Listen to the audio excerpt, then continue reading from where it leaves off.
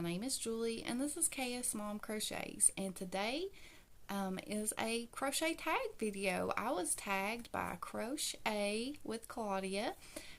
This is like a 20 question tag that she did, and the questions are really different than any other tag that I have ever seen. Some of them were similar, but some of them I really had to think about what my answers would be. So I do have my notes here. So if you see me looking down, that is what I'm gonna be looking at. But I will have her channel linked below, and you should go and check her out. She makes some beautiful items, and I really enjoy her channel. So I'm just going to jump right in and get started with these questions. So the first question is, how old were you when you learned to crochet? I think I really don't know the exact month and day that I started. I think that I was either 26 or 27 years old. It was either in 2014 or 2015. I know that I was crocheting in 2015 for sure, but I can't remember exactly when I started crocheting. But that was the earliest picture that I had of something that I had made was in 2015, and I know when I made that particular item that I had been crocheting for a while because yeah, I just knew. So the second part of question number 1 is, who taught you? Nobody actually taught me how to crochet. I actually taught myself. Well, technically, I guess YouTubers taught me how to crochet, but I watched YouTube videos and learned how to crochet that way. I watched Bella Coco and Sharon Oyala. Those were the channels that I watched and learned how to crochet, and Sharon Oyala is actually the person that taught me how to read a pattern, because I would watch her video and print her pattern off and then follow along that way. So that is how I came to learn. Number 2 is, what was the first thing you remember making? Well, the very first thing that I remember making is I wanted to make a blanket. And I have talked about this before. It's been a long, when I first started videos. But I tried to make this blanket. I was following a tutorial by Bella Coco, and I kept missing my last stitch. And I just kept going and going, and I never really paid attention to what I was doing. And then when I went to hold up the blanket to look at it, the whole thing was just, it was just going in like this because I had missed my last stitch on just about every single row, and I did not even realize it. So the blanket just kept going in. Oh, it was so bad. I ended up throwing that away because it was just horrible. But I did not give up. I kept on going, and then I realized that I really wanted to learn to make animals, and that is how I came to follow Sharon Oyala. And I made one of her teddy bears pattern. That was my first amigurumi, and I did not know how safety eyes worked. Oh my god. I didn't know how safety eyes worked, so I put the back on the safety eye and then glued the safety eye in. Yes, I did that. I no longer have that bear. I wish that I did, but whenever we moved to our house that we're living in now, I got rid of that bear, and I wish that I hadn't, because it would have been a good reminder of how far that I have came. But my daughters, they still remember that bear, and they talk about how scary looking it was. Oh my gosh, that's so funny. Okay, so number 3 is the make you are most proud of and why. So I have 2, and they're probably not ones that I am the most proud of now, but when I had been crocheting for a couple years, these were my biggest projects that I had ever done, and I am still proud of them to this day, even though I have remade one of them. You all have seen one of them a couple times, and that is the Winter Dragon by, oh man, I will put her name right here. I just drew a blank. But this is the Winter Dragon. My daughter named this Lee. And I have actually remade this pattern. And I plan on making another one. And I haven't gone around to it yet. But I do plan on making another one. But I absolutely loved him. I remember that it took me forever to make him. And he was definitely the biggest project that I had ever made. And I just remember I was so proud when I made this. Now the second project is one that you all have never seen, and this is it's a paid for pattern. I think it's called Fabio the Flamingo. I don't know. I'll find these and I will link them below. But her name, because it is a girl, I gave her eyelashes. Her name is Fiona. I wanted that to be her name, and she does have really long legs.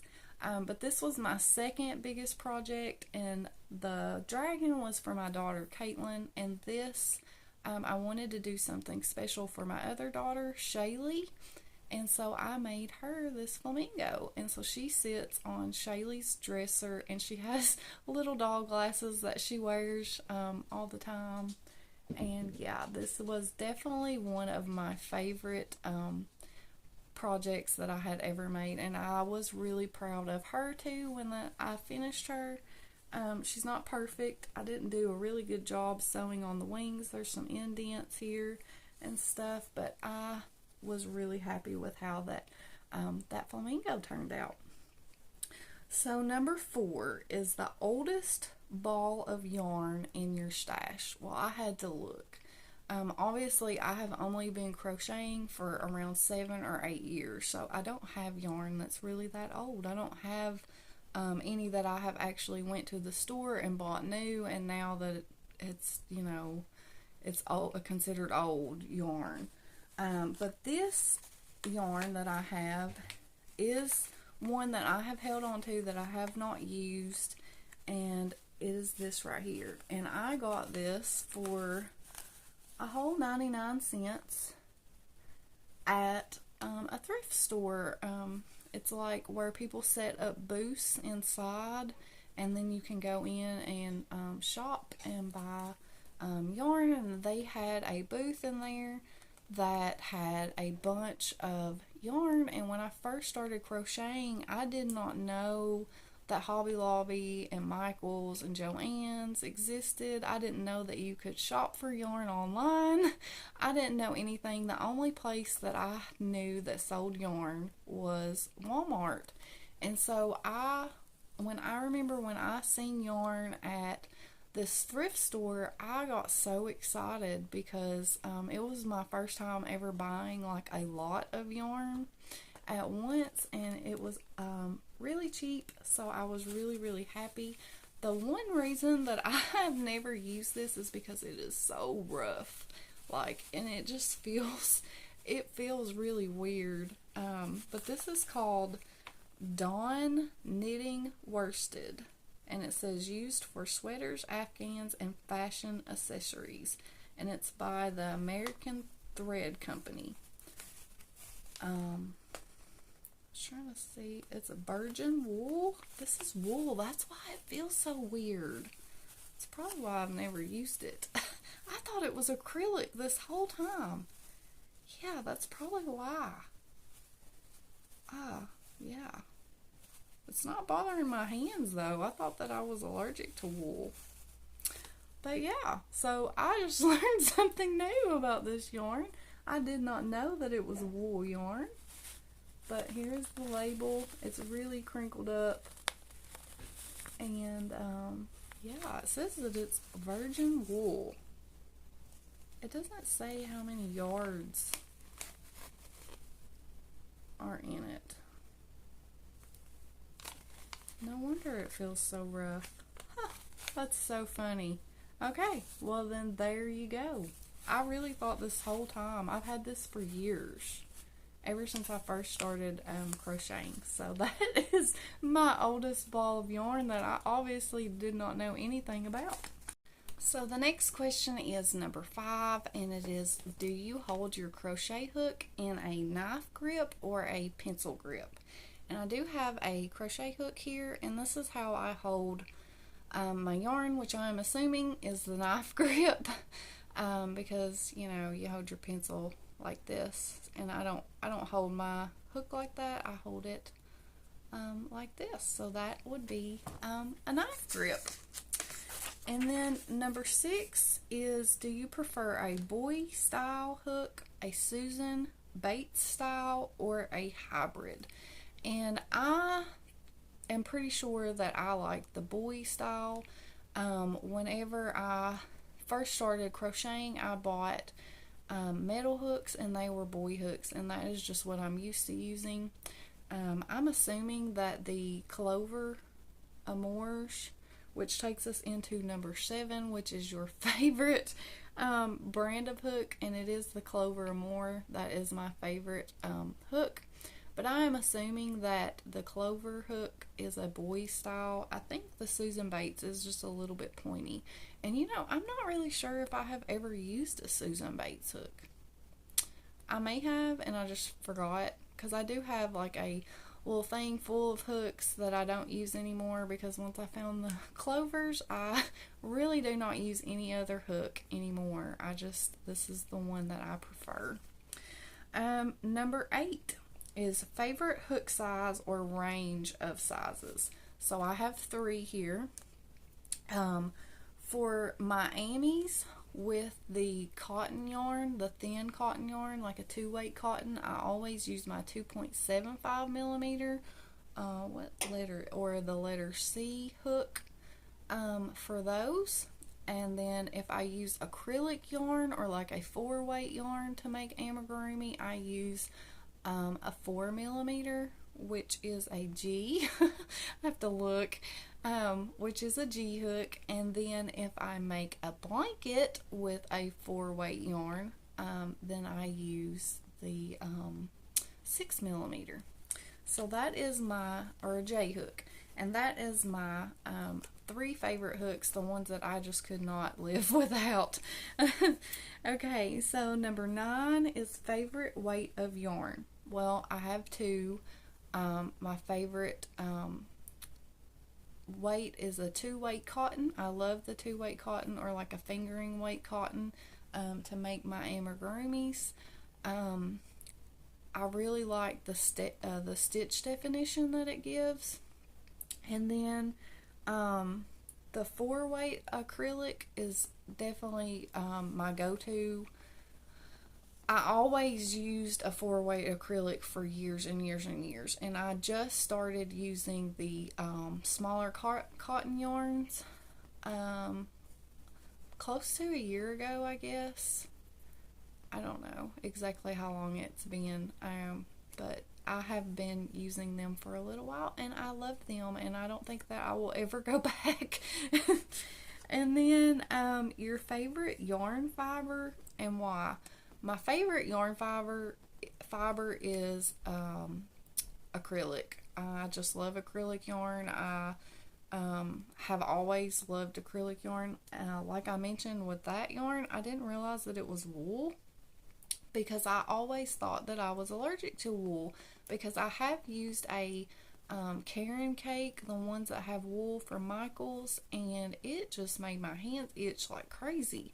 So I have always assumed that I am allergic to wool. Plus, I don't really like how rough wool feels, and I don't like that you can't like throw it in the washer.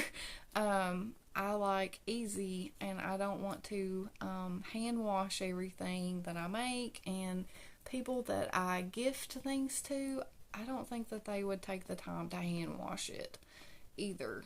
It's just easier for me to use acrylic. I mean, that's just my go-to. But like I said, I have started using cotton yarns for my amigurumis here the past, I think it's been close to a year that I have been doing that, and I just absolutely love it. Like I said, I love The stitch definition that it gives your amis, I like the smaller yarns because the amigurumis turn out smaller, and they're easier to have a lot of. My daughters, they usually take everything that I make a lot of the times, and it's just easier for them to showcase them on their shelves in their rooms and stuff, and because they don't take up as much space. Because I could probably remake this in a smaller cotton yarn and it would be a lot smaller. Just like I have showed the dragon, it come out a whole lot smaller than the one that I had there, and they're just easier to have multiples of, for people that want to keep the things that I make. Number 11 is feature one of your favorite yarns, and that would be just a plain 4-weight acrylic. I just knocked that off, but I like the Big Twist from Joann's. I like that it's soft. I also like just Red Heart from Walmart. It's just accessible, it's easy to find. I like Mainstays 4-weight acrylic. I just like your basic, yarn like this. I don't have any fancy yarns. I have never had a hank of yarn in my life. I wouldn't even know how to unwind it or anything. I've never had anything fancy. The fanciest yarn that I have ever had is Shepier's Katona Cotton, which I do not have any in here. But that is the fanciest yarn that I have ever had, and it's not even fancy. But yeah, I don't have the need to have, I've never had hand-dyed yarn or anything like that. I just don't. It's not that I don't think stuff like that is pretty, because I do. I think that yarn is absolutely gorgeous, but it's way out of my price range, for one. And for two, a lot of it is made with wool. And like I said, after I had that experience with wool before, I have stayed away from it. Number 12, which is your favorite crochet item to make? And that is definitely amigurumi. I love making amigurumis. I just love watching them come to life. I feel accomplished when I get pieces done. Like, if I get an arm done, I'm like, oh yeah, I got an arm, or I got a nose. It's just like every little piece, even though you're working toward a bigger picture, just those small pieces, it's almost like puzzle pieces, I feel accomplished when I make amigurumi. Plus, they're smaller projects. My second, I really enjoy blankets too. I really enjoy making mindless blankets, like a 1-row repeat or a 2-row repeat blanket. It's just relaxing to me. It's something that I don't have to concentrate on. So if I am wanting to take a break from amigurumi, then I always have a blanket. Like here lately, I have a blanket on the go. At least one blanket on the go at all times, just that I crochet on when I get too tired to think. Number 13 is, which crochet item do you dread making? I don't make things that I dread to make. If I feel like I am dreading a project, then I'm not going to make it, because it's not going to be fun for me if I dread to make it. There are projects that are more time consuming and take longer, and sometimes I get maybe bored with it or something, and I have to set it down and then pick it back up later. But I just don't think that I would ever make anything that I dreaded to make. And if I did start a project and I didn't like it, I would just not finish it. I mean, that's just me. I'm not going to make myself work on something that I'm not enjoying, because there are just so many patterns out there to choose from, and you can always find something else that you will enjoy to make. So I don't have any problem with getting rid of a project and never finishing it. It doesn't bother me at all to do that, because I want to be happy when I crochet, because that's, for me, that's what it's for. Number 14 is, what crochet item that you have yet to make? I have never made a shawl, and I did buy this yarn, if I can grab it without dropping everything. I did buy this yarn from Hobie. It is called it's called Cotton King Sultan. I did buy this with intentions to make a shawl, and I will get around to that eventually. But I have never made a shawl, and I really want to. I don't know if I'm a shawl wearing person, but I'm going to find out, because I absolutely love the color of this yarn. And yeah, so this is one project that I will eventually get around to and make. Number 15 is, describe your color palette. Well, I don't really know, like, I know there's like earth tones and I don't know, all these different words for color palettes, and I don't know what my palette would be called, but my colors that I really loved to look at, that I gravitate toward buying, are darker colors. I just love, I mean, I have a lot of brighter colors too, but I love darker colors. I love grays. I love maroon, like a wine color. Also, I love green, like a hunter green, like a dark green, and then I really love dark purple.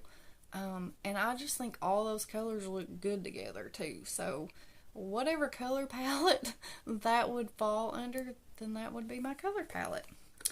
Number 16 is, give us your go-to crochet hack. I had a really hard time with this. I'm sure that I have some little things that I do, and I was asking my daughters, what's something that I do? You know, I'm teaching Caitlin how to crochet, and she's like, well, you write everything down so that you always know what you're doing. So that would probably, I guess that could count as a crochet hack. I also take a stitch marker, and whenever I'm stopping to crochet, like maybe I'm in the middle of a row of a blanket, I always put that stitch marker in my loop, the loop that your hook goes in, to keep my stitches from coming out. I know that's probably a pretty common thing, so I don't think it's really a crochet hack. And also, when I'm making blankets, another thing that I do, and I'm sure you all have seen that, I use the diaper looking stitch markers, the diaper pin stitch markers, that's what I call them. And I mark every 20 chains so that I can just easily count my chains to make sure that my blankets are the right length. So, I mean, that's a couple things. I'm sure that there are people that have better hacks for you than me. Number 17, what are your thoughts on crochet currently being a trend, and on crochet being mass produced by online shops and clothing stores? I don't really know. I've never really thought about this. This was another question that I kind of had trouble with, because I don't really know how I feel about it. I'm kind of neutral about it, honestly. I know some people may not agree with it at all, and I totally understand that. I think that if you are a crochet maker, or you know, a crochet item maker to sell your things, then I can totally understand why somebody would be really upset by going into a store and seeing something that looks crocheted for $5 or $10, something that would take us days to make, or you know, months, even if it's like a huge blanket or something. So I can understand why that this would be controversial. I'm also, like, a pro of it being a trend would be that I feel like it's bringing the younger generations into crochet. Like, they are seeing these big companies promoting crochet items and stuff like that, and it's making people want to learn more about it. It's making people want to maybe even decide to do it themselves. So there is kind of a pro to it, but like I said, I haven't really ever thought about it. I've seen stuff like that in stores before, and I'm like, I could do that. You know, like I'll see something like a hat or something, and I'll tell my kids, I'll be like, I could make that. I could do that. But I don't really, you know, like see it and get mad about it, because I guess it's because I don't sell my stuff. So I don't know. I'm sure that's a controversial topic there. So moving on to number 18 is feature a pattern designer that you like and highlight one of their designs.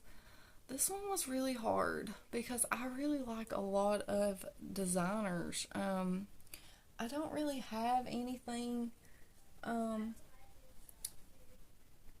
like a person like that I've made to highlight. I really like the gnomes from I really like the gnomes from Pampino. I mean, this is like right here. I really love Sharon Oyala.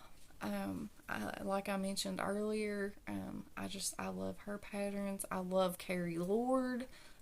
She makes a lot of crochet books, and I do try to collect all of her books. I still have a couple to go, and then I have she is releasing that other book next year, so I'm looking forward to that. But like, I don't have like a favorite designer.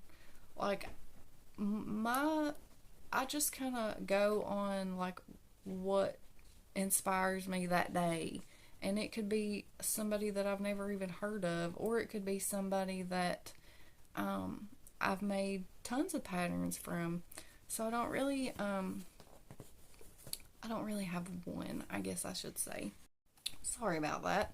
So number 19 is, what is the next pattern you want to make? Well, that's kind of hard for me to answer, because I will print off a pattern and be like, I want to make this next. And then by the time I get around to it, I found something else that I want to make. So it's like, I try not to say, and I do that sometimes. And then when I don't get around to it, I'm like, oh, I feel bad because I didn't make that, even though I said I wanted to. But I get squirrel brain. So I kind of go by what inspires me that day, and that is what I make. Right now, as you all know from my last impromptu crochet podcast, that I am making the dumpling designs patterns that I got, the vintage patterns, and I know that I am definitely wanting to make blueberry cupcake next, because that is going to be a birthday present for my daughter. Maybe a belated birthday present, but it will be for her, for Shaylee, for her birthday. So that is definitely one project that I want to make. But like I said, I don't like to commit myself to projects a lot, because I don't know. There's so many things that I want to make, and it's like sometimes I just get squirrel. I just get squirrel brain, and I just end up making something totally different than what I have planned to make. Okay, so the last question is, what is your biggest tip for beginners? My biggest tip for a beginner is don't give up. It takes time to learn how to crochet. Don't expect yourself to be as fast as someone else. Don't compare yourself to somebody else. Crochet at your own pace and take your time and enjoy it, because crochet is meant to be enjoyed. It's supposed to be, I know some people do it for work, but it's supposed to be a hobby, and hobbies are meant to be enjoyed. And so always take time to enjoy what you're creating. Make sure that you are making something that inspires you, that makes you happy, because that is the whole point of crochet for me. So yes, my biggest tip for a beginner would be don't give up and be patient, and don't compare yourself to other people, because I think that is the biggest thing that, especially now with so many podcasters, and I see people that are making all these beautiful things, and I'm like, I get a little intimidated sometimes to make certain things, because I'm like, oh, I can never do that. Which in reality, you can do it. You can do anything that you set your mind to. You just have to take it row by row by row and stitch by stitch. So that is the 20 questions for the 20 question tag. Thank you so much, Claudia, for tagging me. I really enjoyed making this video. I'm sorry that this was a little bit long, but you know me, I like to keep my videos long. So now I guess it's time for me to tag some people.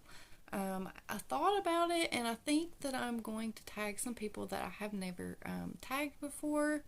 So I'm going to tag Lori Hooks, because I think that it would be fun to see her answers to this question.